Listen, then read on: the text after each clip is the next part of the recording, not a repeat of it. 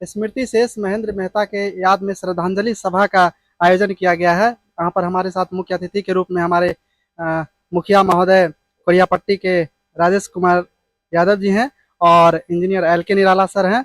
और अभी हम मौजूद हैं मानगंज पंचायत में और यहाँ पर जागेश्वर बाबा जी हैं और हमारे साथ दिलीप यादव सर हैं और अनिल पासवान सर हैं। हम बारीकी से जानेंगे कि आखिर ये श्रद्धांजलि सभा का आयोजन क्यों किया गया और क्यों यहाँ पर ये लोग मौजूद हैं। सारी विषयों के बारे में हम जानकारी लेंगे। सबसे पहले सर मेरे चैनल पर आपका स्वागत है।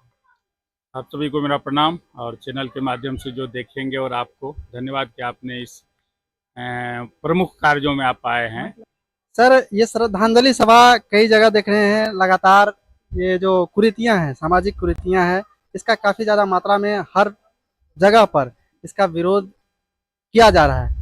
आखिर क्या है इसके पीछे, लॉजिक क्या है? आप जरा सा इनको पूरा डिटेल से आप बताएंगे। धन्यवाद पत्रकार जी, आपने बहुत ही जटिल और सरल सब प्रश्नों का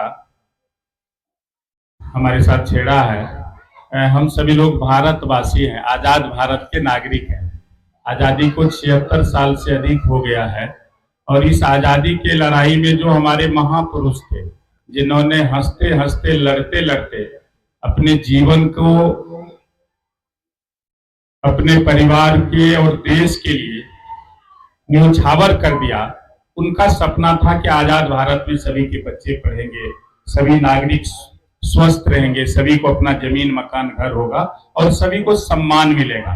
और इस बात का गवाह बाबा साहब भीमराव अम्बेडकर का संविधान है, जिस संविधान का देन है कि आज भारत के राष्ट्रपति से लेकर मानगंज का सबसे गरीब व्यक्ति भी, उनके लिए भी एक जैसा कानून है। लेकिन इस देश की आजादी के बाद इस देश पर कुछ मुट्ठी भर मनुवादियों ने, जो आज तक संविधान को मन से ग्रहण नहीं किया है, जो अगड़े पिछड़े दलित काले गोरे में हमें बांट कर गरीबी की आग में धकेल दिया है और ये हमारे मस्तिष्क में लिख दिया, तुम दलित हो तो तुम्हारा काम सेवा करना है, तुम पिछड़े हो, तुम अति पिछड़े हो तो खेत से मिट्टी से अन्न पैदा करोगे, तुम हवाई जहाज बनाओगे, रेल बनाओगे। जब उसकी सुविधा की बारी आएगी तो पंडित जी से पूछना पड़ेगा। बच्चे आप पैदा करोगे, नाम वो रखेंगे, घर आप बनाएंगे, पूजा पाठ वो करेंगे, बेटा बेटी की शादी आप करेंगे, बच्चे को नौकरी आप दिलवाएंगे, तमाम त्याग आप करेंगे, लेकिन नामकरण वो करेंगे। इस बात का ज्ञान अब हमारे समाज को होने लगा है। हम याद करना चाहते हैं उन महापुरुषों का जो लंबी फहरिस्त है।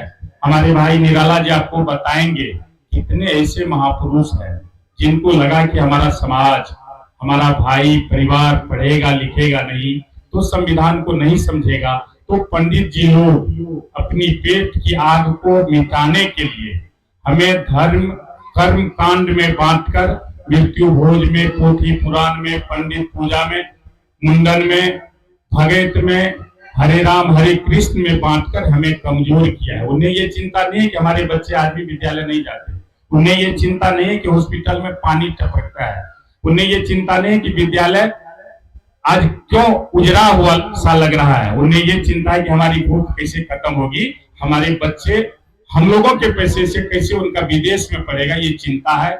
इसलिए हम लोगों को लगा, हमारे अभी के पीढ़ी को लगा, हमारे इस सुपौल जिले में 100 हमारे निराला जी जैसे 100 ऐसे 3 के साथी हैं जो बहुत त्याग तपस्या करके अपने समाज के नवनिर्माण के लिए, जो मृत्यु भोज और शादी विवाह के नाम पर फिजूल खर्ची हो रहा है, जिसको हम लोगों ने भी अध्ययन किया है, जिसको विज्ञान और स्वास्थ्य सारा हमारी सामाजिक परिस्थिति भी इस बात को मानना शुरू कर दिया है कि मृत्यु भोज जिस घर में, हमको तो लगता है जिनके श्रद्धांजलि कार्यक्रम में हम आए हैं उनका उम्र बहुत बड़ा नहीं था, 55-60 के अंदर ही होगा, और वो आज चले गए हैं। जागेश्वर बाबा भी अपनी गुस्सा का इजहार किए, क्योंकि इतने बुजुर्ग हैं जिनको मैं कुछ जवाब भी नहीं दे सकता, जो इन्हीं लोगों से हमें सीखनी है।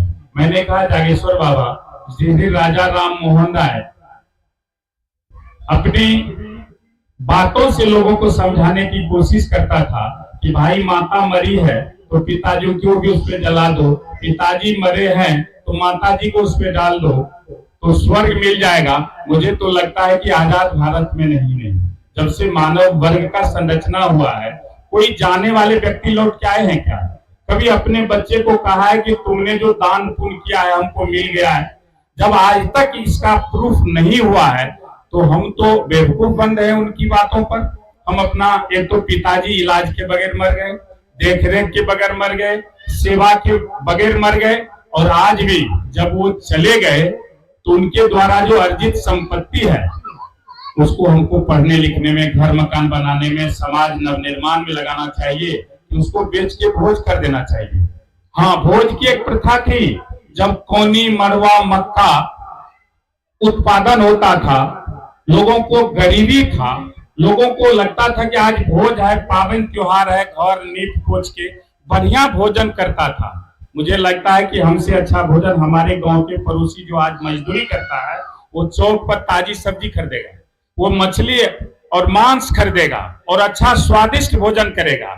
आज लोगों की लाचारी नहीं है कि हम भोजन करेंगे ही, इसलिए भोजन, क्योंकि निमंत्रण है तो जाना ही है। हाँ, भोज एक फैशन हो गया है कि हमारे पिताजी माताजी मरेंगे, 5000 आदमी को भोजन करा देंगे, कल मुखिया से चुनाव लड़ेंगे, सरपंच से, तो भोज खिला के हम जो है मुखिया सरपंच बन जाएंगे, विधायक बन जाएंगे, फैशन हो गया है। लेकिन आप याद कीजिए, इस पंचायत मानगंज में भी मैं हूं, मानगंज का अभी भी 40% लोग हैंड टू माउथ काम करके भोजन करता है। वैसे लोगों के घर परिवार में जाइएगा, माताजी बीमार, पत्नी बीमार है, घर को छोड़ के वो पंजाब, दिल्ली, हरियाणा में है, वो उनकी आर्थिक स्थिति इतनी मजबूत नहीं है कि एम्स में जाके इलाज करा देगा, और उतना विवेक भी नहीं है कि मुफ्त में इलाज होता है वहां चले जाएं।